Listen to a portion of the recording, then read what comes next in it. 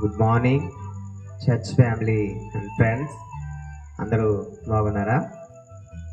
ఇక సమయంలో వాక్యమును చదువుకుందాం. సామెతల గ్రంథము 3వ అధ్యాయము 1-2 వచనాలు. నా కుమారుడా, నా ఉపదేశం మరువకము, నా ఆజ్ఞలను హృదయపూర్వకంగా గైకొనుము.